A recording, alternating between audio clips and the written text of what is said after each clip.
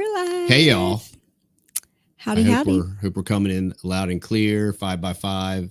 If anybody that's watching could just verify that our audio and video feed is good, because we are technically clueless, apparently, like it always gives us trouble. So we'll wait for a 5x5 or all is good or what have you.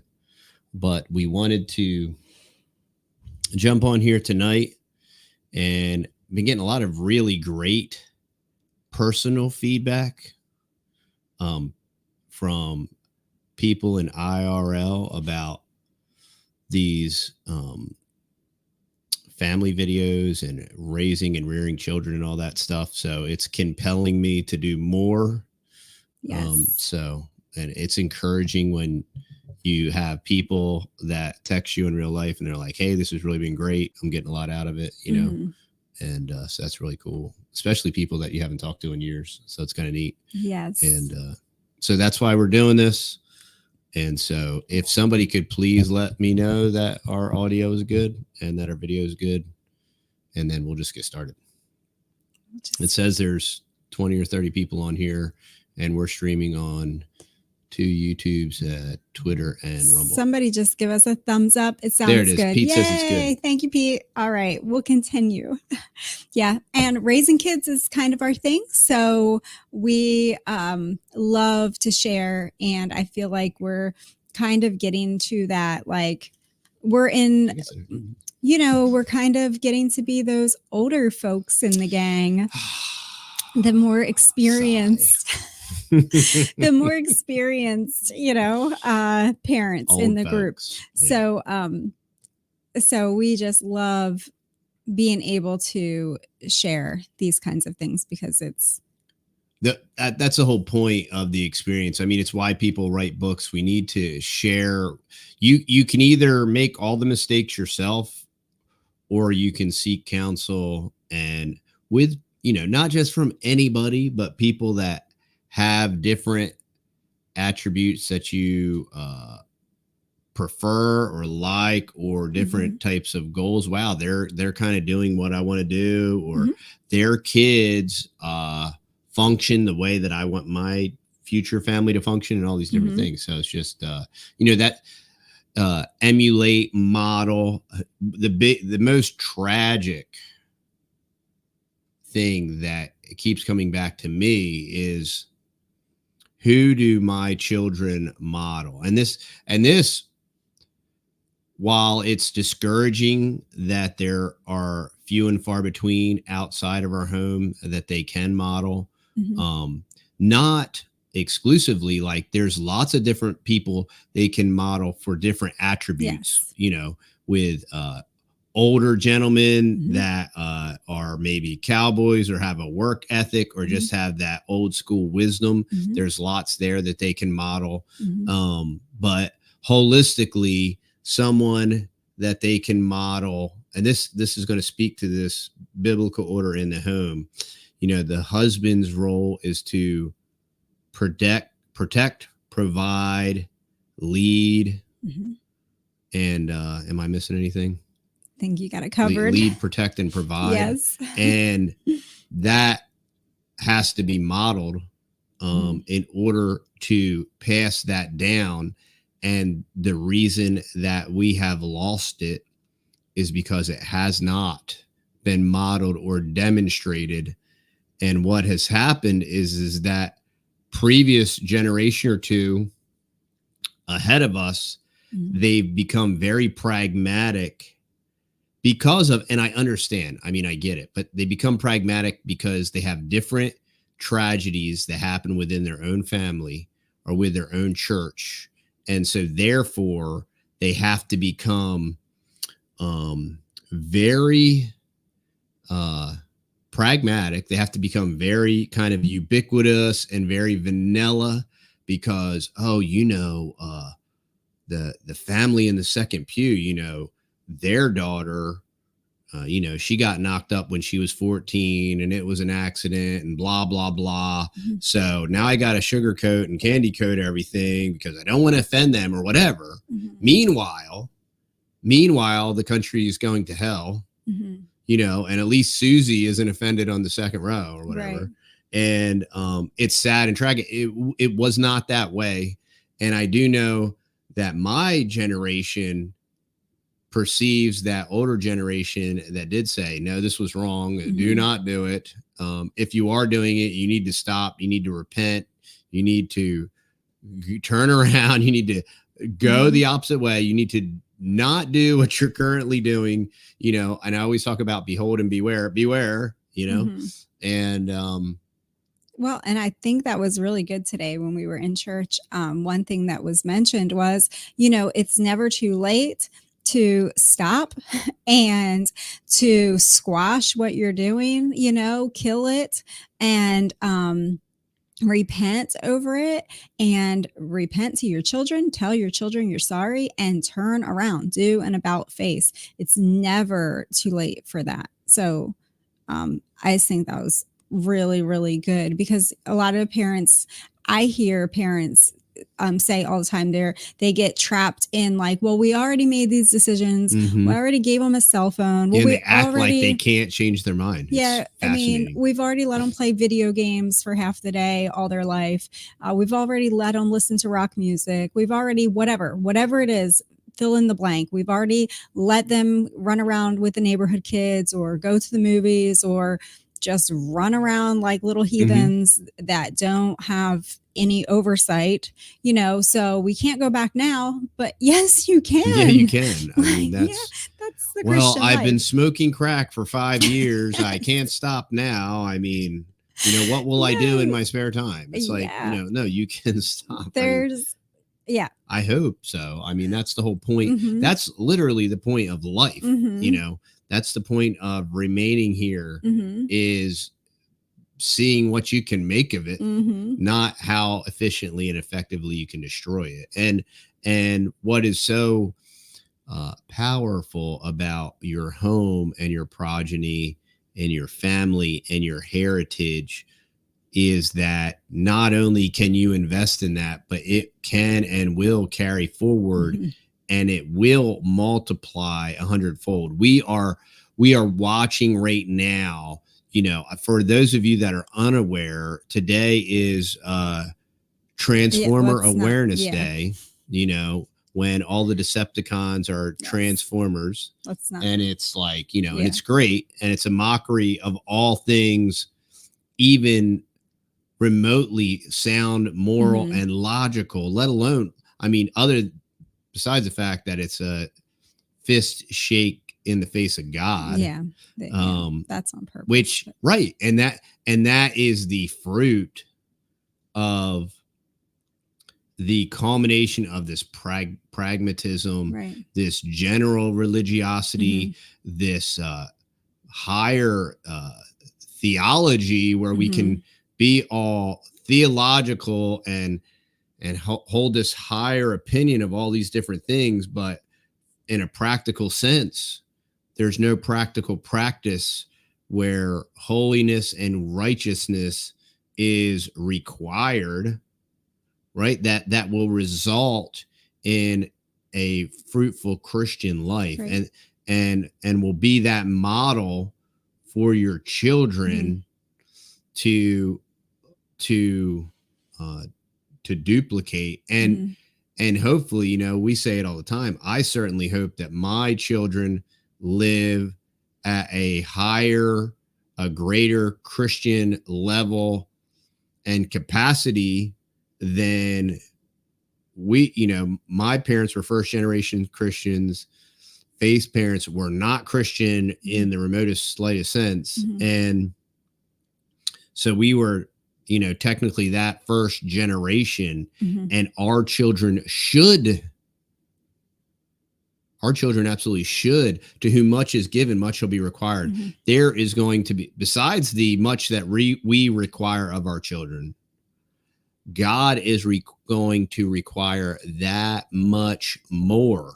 If you're some single mom kid from the projects, God is not going to hold you accountable for the vast blessings that you received. And it's this is how we got here, Right. just a lowering of the, Yes. oh yeah, pragmatism, Yeah. ecumenism, water down, water down, water down. And the next thing you know, it's Yeah.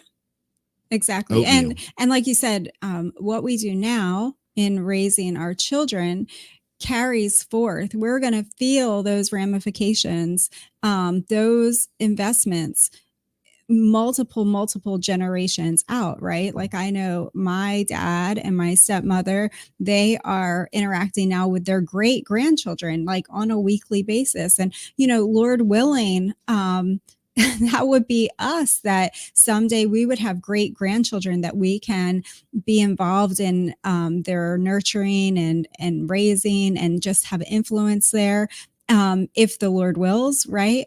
And we're going to get to experience both the positive and the negative of what we are doing right now.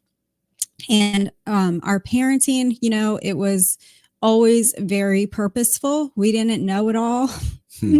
I think that's what you were trying to say there in the beginning. I mean, the Lord he only holds you accountable for what you know, right? And he gives you a little tiny bit, and then you step out on faith on that little bit that you know, and then he shows you a little bit more, and then you step out on faith there, and then he shows you a little bit more. And it's been like that. And the inverse is, if he reveals something to you and you don't do anything with it, he won't. He won't reveal. He's not going to show anymore because until you can take that little baby step, Sure. And if you mess up, he's so gracious that you can always go back, and course correct. But I think the number one thing that we did with raising our children, other than giving them an inordinate amount of freedom to explore their interest and run free and do things and all of that, other than that, in our parenting, the other thing that we did was, in our home, we showed them very strongly what the role of a man and a woman is. And did we always do it perfectly? Right. No, we're growing. No, exactly. We're not going to. We didn't start out doing it right. And we're not doing it perfectly right now, sure. Right? The day that they put us in the grave will be the day that I'm the perfect wife and he's the perfect husband. But until that day, we're growing and we're challenging ourselves and we're learning, and we want to make our marriage better and better. We want to make our relationships with our children better and better. But the one very, very strong thing that they got to see was what a woman is and what a man is in the home and what those roles are. And that gives a child a huge sense of security and stability in the home. And what's scary is, one, it's mocked, because if you are a real man, right, and you understand the fact that you have been given the sole responsibility to lead, protect, and provide, that is your role as father. Just like if you are a child of God and you are a regenerate and a new creature, God's role is to lead you, to protect you, and to provide for you. And this is the order. This is unquestionable, y'all. I don't care if you're reading Greek. I don't care if you're reading Hebrew. I don't care if you're reading the Ted Nugent or whatever.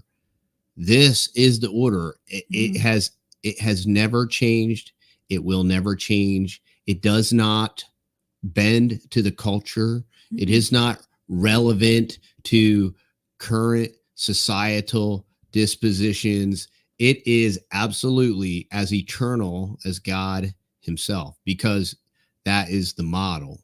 And that's what is so troubling. So what happens is, if you are a man and a man's man, and you make dogmatic statements, well, you be careful. Well, you be careful saying stuff like that. I know, so-and-so, he used to talk like that, and you should see what happened to his kids.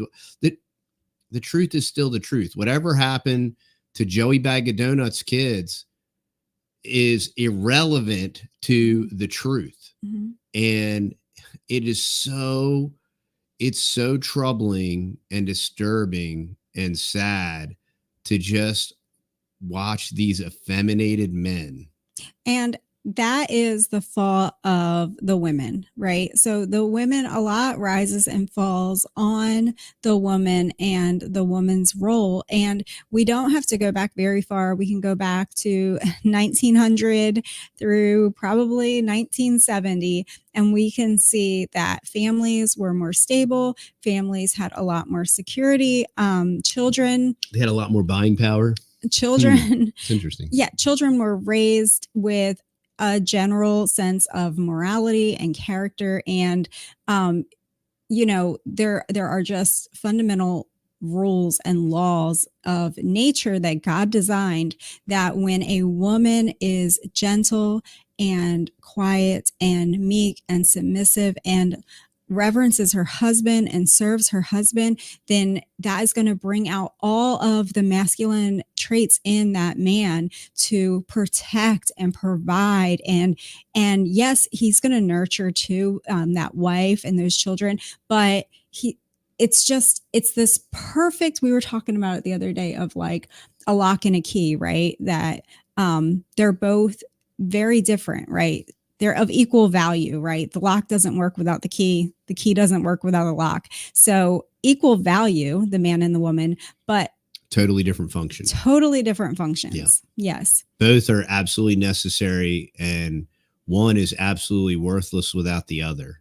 Mm-hmm. But they do not have to be egalitarian. Mm-hmm. They do not have to be complementarian. There can be an absolute order, mm-hmm. and it can be exclusive. And just because certain scenarios through death, divorce, sure. tragedy, cancer, horrible, mm-hmm. horrible things, mm-hmm. that I wish and pray on no person, mm-hmm. but because of these different aspects and tragedies and things in life, mm-hmm. that does nothing to the order. It does right. nothing to the order. It doesn't change the order. It doesn't modify the order. Mm-hmm. It doesn't rearrange the order. Mm-hmm. And now I have to fill in the blank. Mm-hmm. It doesn't. God does not change. Who God is does not change. His order cannot change, or God would have to change himself. And mm-hmm. God does not change. Yeah. And, one thing that we've said that we really did was that we looked to some people that we saw the fruit of their labor in their parenting, in their marriages, and they had older children, they had adult children. And we said, we want that. Like, we like that outcome. We see they still have strong relationships with their adult children. They're very close with their adult children. Their adult children love the Lord. They're serving the Lord. These are all things that we want for our children. So we counsel with these people, right? We seek these people out. We find books. We read. We're diligent on applying those things, and it's very basic. And it doesn't just work; it flourishes. Exactly. What's fascinating is you'll find these, and this is a very small segment of society, y'all. We're not talking about. You're not going to have hundreds of people to choose from, but these people. Not only does their marriage work, not only does I'm not talking about YouTube influencers that lock their kids in the basement, right? While doing YouTube videos on how to parent and all this stuff. This one chick that just got busted, and she's a total psychopath. And she's, but I'm talking about people with a real marriage, a flourishing marriage, a real flourishing family. What's fascinating is when you drill down, these people have impeccable finances. Mm-hmm. They have savings. Their children have savings. You know why? Because of order. Mm-hmm. When you keep the order and when you follow the order, mm-hmm. there is, what's the opposite of chaos? Order. Mm-hmm. And, you want financial chaos? Yeah. Well, let your wife run everything. You want mm-hmm. financial chaos? Oh yeah, but she's good with the numbers. It's not her job. Mm-hmm. It's not the order. Mm-hmm. And just because she's good with the numbers doesn't mean that she's part of that order. It's not the order. Mm-hmm.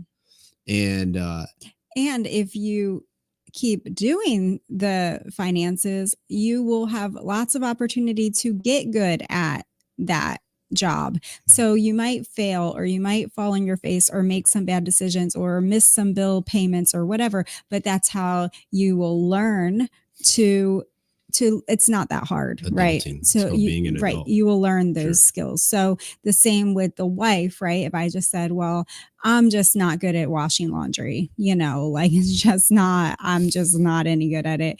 You're just going to have to do all that laundry because, I don't know. It's beyond me, right? Like, yeah, no, that's not, or the whole birthing babies thing, that's just beyond me. Like, I don't know, Right. like, Exactly. no, this is what I was created to do. And I think Pete was saying that even if there are no kids, Yeah. there's still an order. And absolutely, I 100% agree. I was thinking back on this just a couple days ago, Pete, that like, even my grandmother's, like my one grandmother only had one child, but she never was tempted to find a career outside of the home. Her home was her career, and she took it very seriously and diligently, and she worked hard, and she challenged herself in all of the things of homemaking. And the same with my other grandmother, and they were very giving people to other um, ladies in their community and things like that, and they just flourished in their home. Also, I had an aunt and uncle that never was able to have their own children, but yet she never once pursued any career outside of her home. She would never even think of it. It would be such a wild idea that it never once crossed her mind. It's so degrading. It now, okay, if you're blessed with a husband, you're blessed with a provider, right? And you're going to degrade yourself to go out into the filthy workforce with all these filthy mouth men. Hey, y'all, just, I don't encourage you, but unless you walk around with earplugs, like, women have fouler mouth than men in 2024. That should not be. Fouler. I mean, more putrid and disgusting. Yeah. And it's it's children are their oppressors and women rule over them. This is a curse, and this is the fruit of chaos. Chaos, the opposite of order. When you violate the order, you have chaos. And what we have in 2024 postmodern America is full-blown, unadulterated chaos. Yes, absolutely. And getting back to my aunt and my uncle, who were my grandparents' ages, she kept a beautiful home. She was always really just faithful to invest time with us as, I mean, I guess nieces and nephews, but we were like great nieces and nephews. But my father and his siblings all growing up, she was just kind of like a second mom to them because she had the time. She was at home, so she would just say to my grandmother anytime, because they didn't have their own children, she would just say, if you need help, if you need a break, send them over. And some of my dad's and my uncles and my aunts' best memories were the days and the summer days that they spent at my aunt and uncle's house. And it was just simple things. It was just a little kiddie pool in the backyard, or putting them in a wagon and pulling them around the block. And she just enjoyed them, or making cookies with them. So just because you're not a parent does not mean that you cannot just have a tremendous impact in other people's children's lives or other people's lives. And I'm not going to blame demons for it. There's plenty of demons and there's plenty of chaos. But from a Christian perspective, Christians have left the natural created order, and the result and the fruit is absolute, totally unadulterated chaos. Look, if you're a pagan devil and you worship demons and devils and all this stuff, and you want chaos, right? There is no order. There is no design. And you are doing, it's absolutely natural what you're doing. And the fruit and the results of that are obvious. And of course, if you are a professing Christian, blood bought, born again, new creature, child of God, and you violate these orders, it's just like when we were talking about keepers at home, that the word of God be not blasphemed when women are doing all of these things contrary to that commandment. Mm-hmm. It is blaspheming the word of God. The result of that will be chaos. Mm-hmm. And that is the opposite of order, Mm-hmm. which is why there is order. And the order for the man is to provide, to protect, and to lead. And the leadership has to be completely holistic. You know, when we talk about regenerative agriculture, we talk about holistic management. What is that? Holistic management means it's not just like you're using compost and these different things. It has, you have to look at it from financial, you have to look at it from financial management, time management, material management, and all these different things. And that is holistic. And a father's leadership must be absolutely holistic. He must be leading spiritually. The only way that a man can lead spiritually is if he studies to show himself approved, studies enough that he has the ability to convey what he believes and teach it to somebody else. That is leadership. So he has to have that spiritual leadership. If a woman should learn anything, let her ask her husband at home. Well, what if I'm not married? I don't know what to tell you. I mean, I do know that you have other father figures and other representation, whether it is your father or whether it is maybe your pastor. So you have lots of different venues, but you don't violate the order. You know, I'm going to call Joel Osteen and see what he thinks I should do. No, you don't violate that order. Mm-hmm. And that order is consistent. And so when you are leading spiritually, you are teaching spiritually, you are guiding your wife and your family through the word and what that looks like in reality, practically. You're not just like, oh, let me read you the whatever, you know what I mean? Right. But you're doing it in a practical way when, like, this is what the scripture says. Mm-hmm. This is what it looks like in April of 2024. And this is how it's going to affect and change your life today. Mm-hmm. And this is how you will look and live and act differently than 99.9% of everybody you interact with today. Mm-hmm.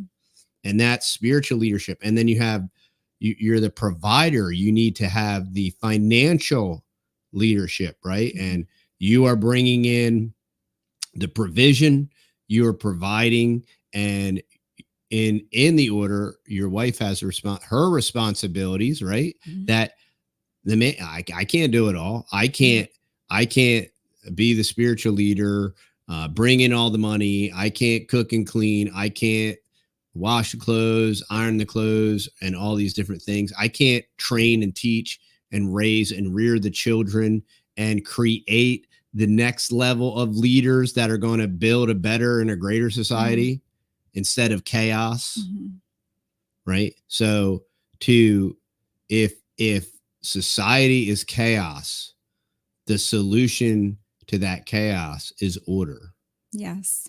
And I think it's the highest calling that women could ever have been given, is to raise that next generation. If the Lord would, give you a child or children, I mean, is there anything more eternal in value than a soul of a child, a soul of a human being to pour into, to disciple, to train? I mean, there is no other career on planet Earth outside of the home that could ever give such satisfaction as seeing your children grow and flourish and become stable adults. And we're not even to that phase yet where they've gotten married and then they have children, and you get to have that joy of seeing your all of these benefits of this time. I tell my children all the time, like, I will spend and be spent for you. I think it's a Paul quote, and it's true. All of our hair will turn gray, all of our energy, we're giving this all to you. We are investing it in you. We're not investing it in career. We're not sports, sports balls. I mean, you work very, very hard every day to provide for us. But we're not chasing down extracurricular things. We're investing it in our children. And also, I was just thinking of, as far as them having role models and stuff, we are their role models, sadly, soberly. And even if there were others that were practical role models, we still should be their ultimate role model. Yeah. Because they see us 360. Mm-hmm. They see the good, bad, mm-hmm. the ugly, mm-hmm. the tired, the sick. Mm-hmm. And this is the practicality of Christian living. Like, you still have to mm-hmm. maintain the order regardless of your current state. Yes. It's discipleship 24/7. And, and we've always taught our children also to, like you said, find those different people that you can pull. You can always pull positive from different people, and you find these different attributes in different people, men at church who love the Lord, just different ones that, maybe their gift is service, or their gift is giving of their time, or different ones, and pull from that and emulate that if that's something that you find valuable. And also, don't be afraid to be your own man. It's okay. You don't have a choice, y'all. It's a dying breed. Like, if you're not willing to be your own man, you're smoked. You're dead. You're mm-hmm. toast. If you're not willing, hey, right from scripture. Paul said at certain points in time, no man stood with him. Now, Paul was an apostle.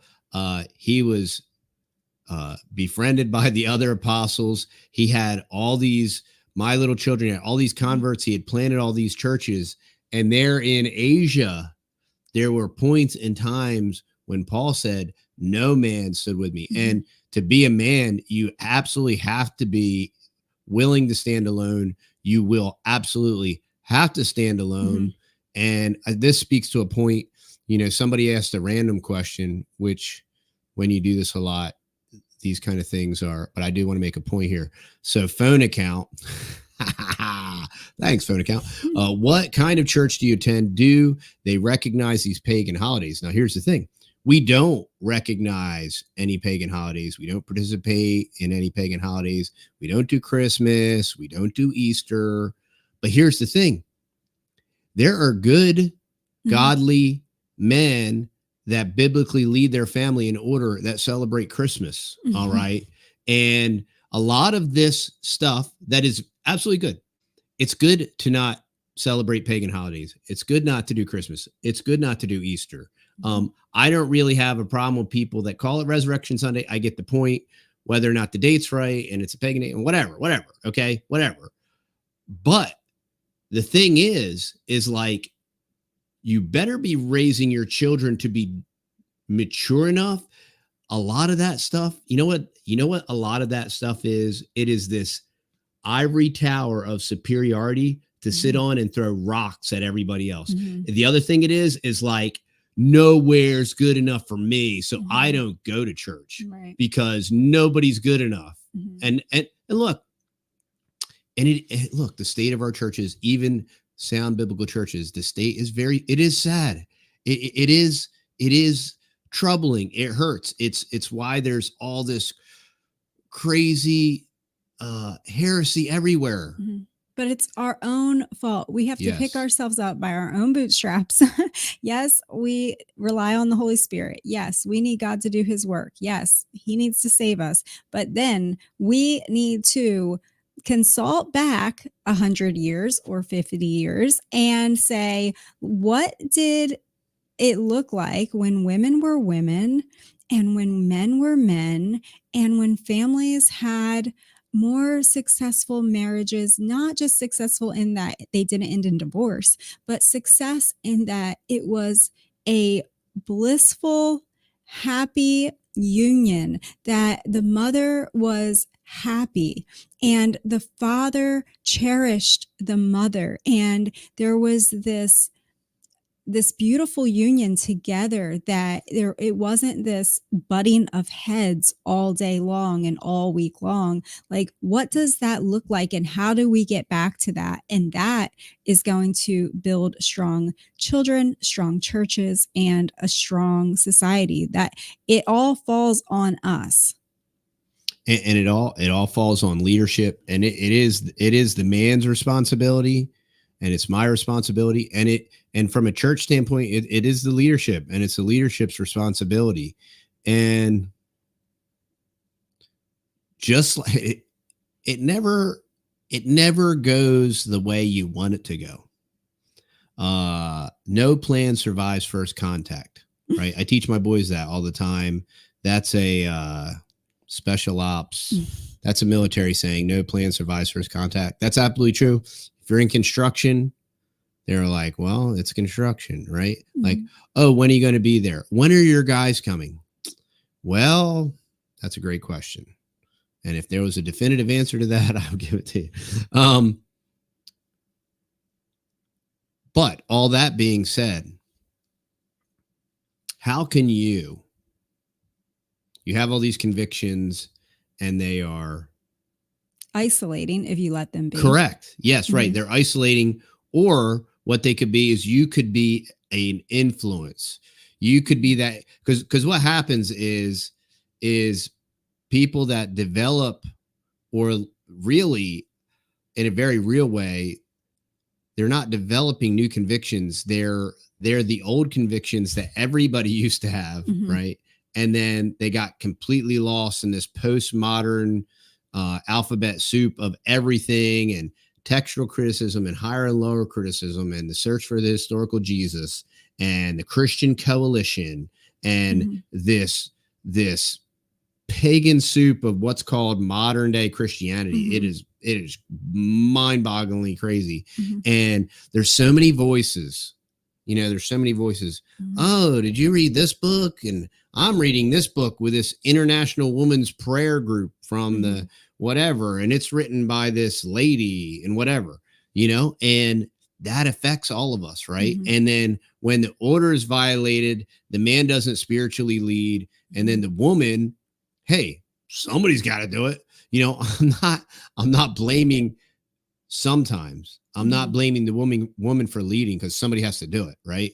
Yeah, if the man's not going to do it, if he's an effeminate, and he wears cardigans or whatever, pink cardigans, and, pink and blue striped socks, and has penny loafers, and he's the metro cool cat that is sensitive and sips lattes. But we as women have done that to our men. We have made them effeminate. And just as we had that power to destroy men and rip them down and make them effeminate, we have that same power if we use our femininity as God created it in us, that we can build them back up and they can take back their role in the masculine and lead strongly. But we have to be in our order. We have to be in our place. Well, yeah, the scriptures say that you could win your husband by your chaste conversation. Mm-hmm. That's not being some big mouth, know-it-all, brawling, pant wearing, whatever. You know what I mean?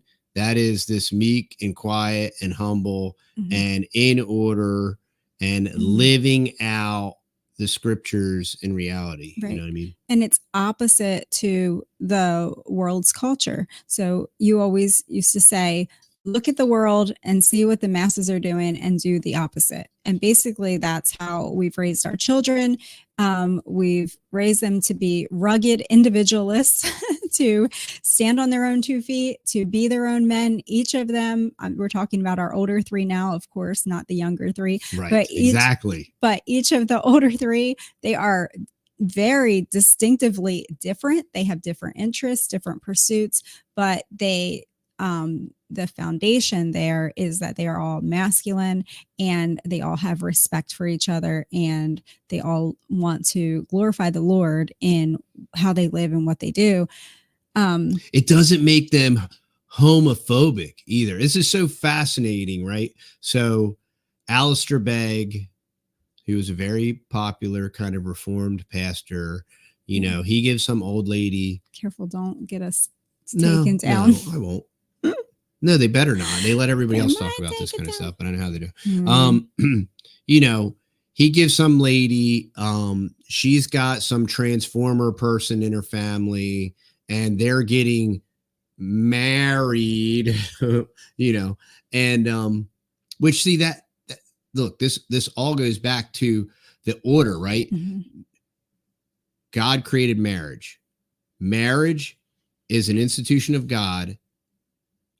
The state has absolutely nothing to do with it. Whether or not the state recognizes it is absolutely baloney. And when the predominant churches in America even recognize a church license and said stupid stuff like, by the power vested in me and according to the state of Indiana, I now pronounce you man and wife. Like when they did that, they violated the order. And good people did that. Like it wasn't done with a malicious intent, but it was a violation of the order. So you violate that order. The next thing you know, you have transformers that are supposedly getting married, right? So somebody says, oh, my little grandson, Jakey Poo, he's a transformer and he's getting married to another transformer. And Alistair Begg says, well, you should go to the pagan ceremony and you should buy him a gift and you can win him with your love, right? And then everybody's like, no, he didn't mean that. He didn't say that. And then he was like, oh yeah, I said it. And you know what I've found from my 40 years of ministry? That dudes that have a problem with that, they're homophobic or they're participating. See, this is the way the narrative has been crafted. Like, oh, well, if you act too masculine, you know, because everybody needs to have this dualism.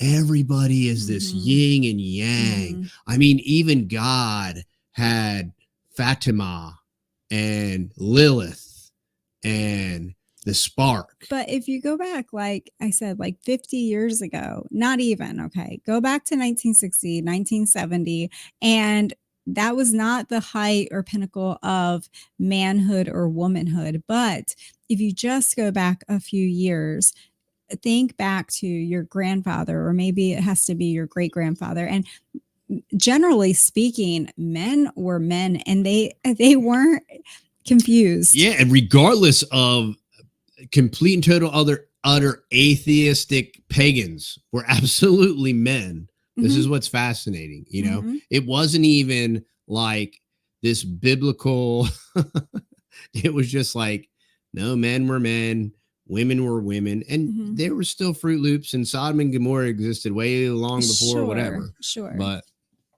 yeah.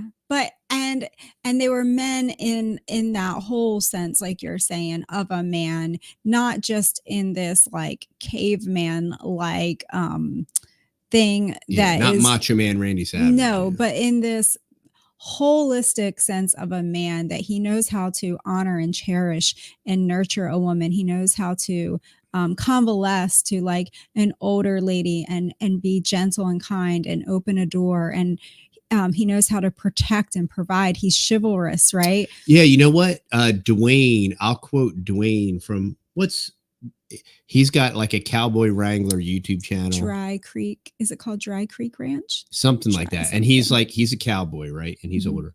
And he said, you got to teach boys, they got to be man and strong enough and stern enough that if a punk looks at them on the street, Dry Creek Wrangler School. I knew Carlos would know. Okay. He says, if a punk looks at them on the street, Mm-hmm. they better be able to tell, like, I better not mess with that guy. You know, unlike a guy wearing pink socks and a cardigan with like these Harry Potter glasses and his hair all done a certain way with highlights or whatever. And he's like, if a punk looks at him on the street, they better know not to mess with him or they're going to get jacked up.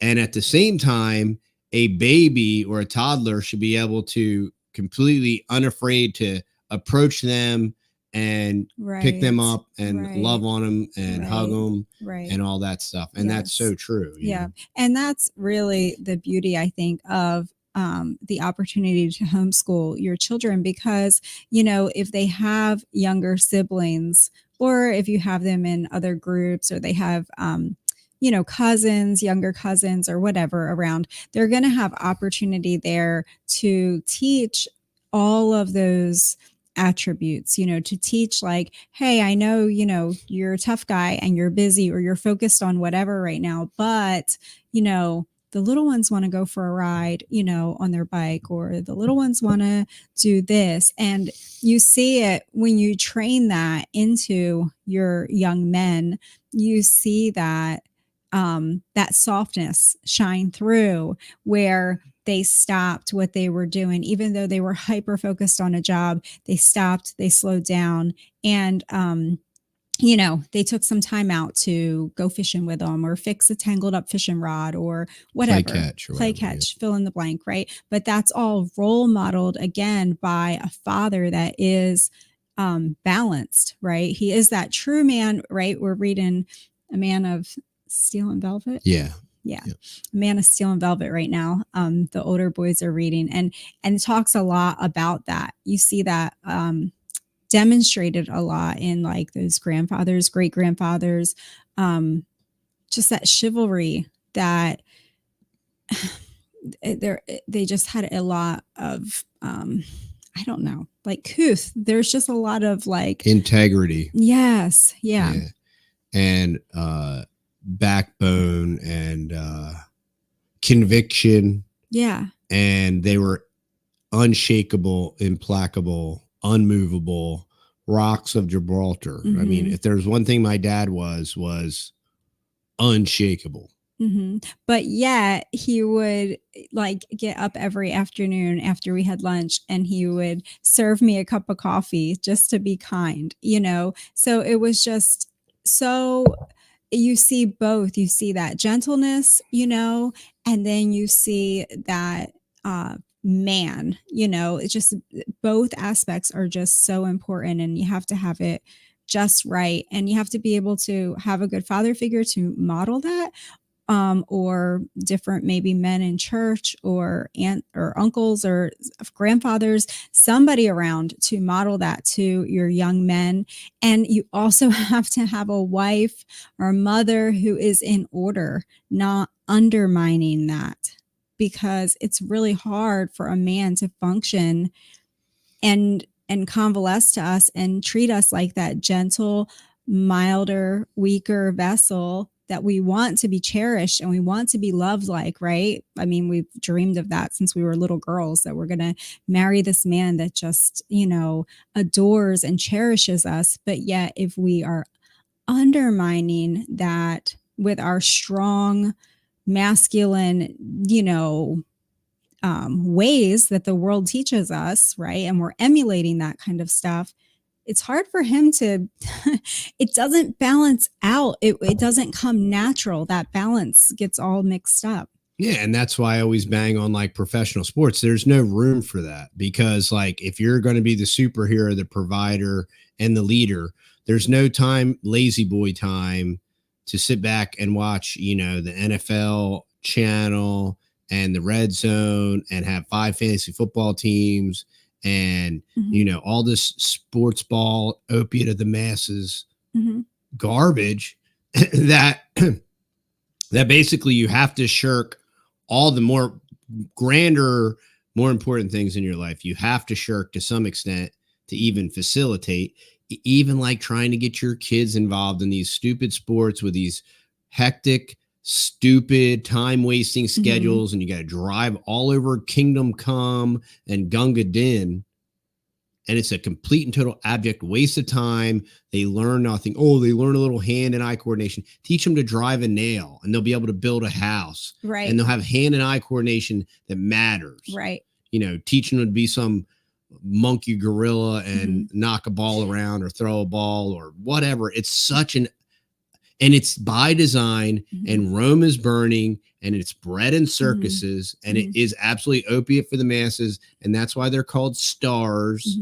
Let them go camping in the backyard, teach them how to make a fire in the backyard, roast some marshmallows, teach them how to make a bow and arrow and go hunting or make a teepee out in the woods. Let them learn how to shoot a BB gun. Yeah, if you want to do a sport, do a real sport that matters.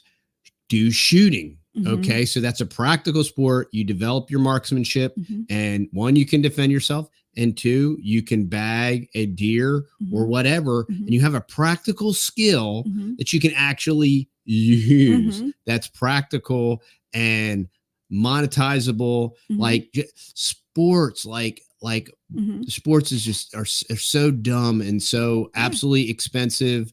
It's an expensive waste of time. It's an expensive waste of resources and money. It exposes your children to absolute total trash.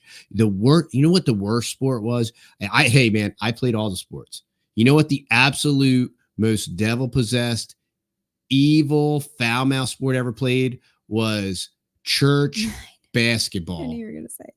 Church basketball. It brought out the absolute worst and devil in people. And I heard the most curse words, and like pastors and assistant pastors and youth pastors throwing elbows. It's silly. Just so stupid. Like, have a church campfire, sing some hymns. Yeah, and your church is going to build this dumb gym and spend all this money, and the roof's going to leak, and you're not going to take care of it. Let the kids run around and catch lightning bugs, or let them play with sticks and kick the balls around out in the field or whatever. I mean, it's just take them camping. Like, I mean, we let our boys, when they got old enough, to have BB guns and to start shooting BB guns. And they did that like constantly. We gave them free pallets we would pick up from town or anywhere, gave them a hammer and some nails. And when they got big enough, a screw gun, and let them start screwing together some pallet boards and making little things out of wood. And they would do that for hours. Let them dig up some clay in the backyard and make some stuff out of clay. Our kids made a kiln a few years back. And a forge. I mean, we joke that, but we're serious, that they could honestly live off the land. Like, you could give our older boys, a rifle and put them in the middle of Montana. And if you came back and checked on them in a year, they would be doing fabulous. Like, they would thrive. Yeah, I do not doubt that, like, for a second. Yeah. I mean, because it would be rough for the first 30 to 90 days, but once they built their infrastructure, it would be. The BB guns moved up to, other things, and then they're trapping. They learn trapping skills, and you weren't there to do all of those things with them all the time. You were working, but what you did was you just empowered them to say, the latitude to do it. Yes, go ahead and do that. I think you should go trap beavers over at the pond. I don't know where that's going to lead to, but that's so awesome. You caught another beaver and you skinned it and it's hanging on the front porch. Okay, it's, now what are you going to do with that beaver pelt? Now you caught, whatever, fill in the blank. Raccoon. We had raccoon skins all over our property at one point. I sewed up raccoon skin hats, and we made all kinds of stuff out of skins. And then, one thing leads to the next, and then it's leather working, or it's hunting real bigger game, and they're learning how to flesh out animals, and we're canning up that meat and putting it in the pantry. But you gave them that. You gave them safety rules, and you went over lots of safety with them constantly. Yes. But then you let them do those things. And that's just, it might not be the world's way of doing things, but giving children freedom is amazing. And the problem is that too many kids are on TV. They have devices in their hands. They're playing video games, and all of those freedom loving things cannot compete with that. The devices, the video games, they're meant and designed Digital addiction, yeah. to be addictive. You cannot, there's no competition there. If you, Electronic opioids. yeah. So you can't, you have to say no to those things. So that way there is no other option. Like, why did they want to go trap animals? Because there was nothing else to do. Same thing with entertainment. It's the same thing. It's just like sports and movies, and then the digital addiction. If you have all of these addictions and all these cares of this world that are drawing you, you are going to have no time for anything that's important, and you're going to be completely consumed and absorbed with everything that absolutely is not. And it's artificial. It's an artificial life. And even as we sit here tonight, the house is totally quiet because they're all outside playing, still outside, fishing. We said, we're joking that the little ones, we're just going to call them pond people because they have been at that pond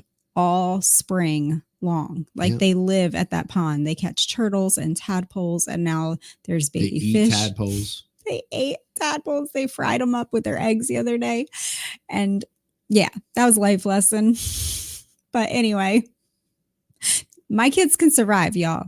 If anything happens, my kids are going to be like those people in Louisiana that live on like frogs and alligators and stuff. That's going to be my children, because they have eaten probably every critter that creepeth through our woods here in East Texas. They've probably tasted it at one point. And yes. Anyway. But what we can do, we have like 5 minutes left. We'll take a rapid fire, put your questions in all caps. People. We'll take some questions here as we close out. So if anybody has any, fire them at us. I know that I know somebody was wondering about like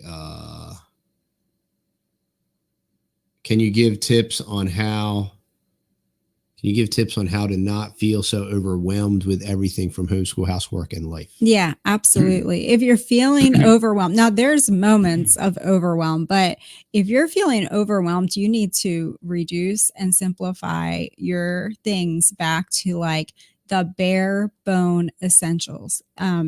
What really, really, really has to happen in that day? You have to feed them. Okay. So that has to happen. And you have to get them dressed. That has to happen. But even in those things, you can simplify those things down that they are so simple, right? Kids can live on scrambled eggs and, some bacon or something, or, in years past, we just did like oatmeal, right? Or an oatmeal bar or whatever. You can simplify things down so simple, make it easy for yourself. If it's hard, it's because you're allowing it to be hard. You're letting it be complicated. And, so they need food probably 3 times a day, and they need 2. Right. They need snacks if they're little, right? They need snacks. So frozen blueberries in the freezer, great snack. They can't overeat them. And they need clothing, and you need to homeschool them, but maybe you don't need to do 9 subjects. Maybe you need to just do 10 or 15 minutes with each child, and it's just some math and some language art, just some reading and writing, right? Yeah, and as they improve, they can teach themselves, and they will accelerate. Their learning will accelerate and more than make up for that. So you're not going to make your kid retarded. And if your house is a mess, simplify. Just over simplify everything. If whatever it is that's stressing you out, go through your house and get some boxes and declutter things. Get rid of anything that is not serving you, that is not serving the family. Just simplify your life. Simplify your obligations. If you've obligated yourself to like park day and homeschool co-op and this and that and all that, you don't need to do any of that. Okay. You need to feed them, clothe them, probably maintain some type of cleanliness to the house, but that can come later on the list. Keep your kids clean, Yeah. Keep them clean. We've seen people that keep them clean. And And then guess what? You have all afternoon to sit at that table and homeschool if that's what your little heart wants to do. Or you can set the timer for 15 minutes, or you can say, we're going to do 1 page of reading, we're going to do 1 page of math, and we're going to call it. You're done for the day. Go play, right? So make it easy. It doesn't have to be hard. It doesn't have to be hard. I mean, you got little ones, you're changing diapers, you're nursing babies, you got sick kids, you got people to feed. It's hard enough. Simplify it all the way down just to the brass tacks. Yeah, and then you refine it, and then you build upon that, and then you're off to the races.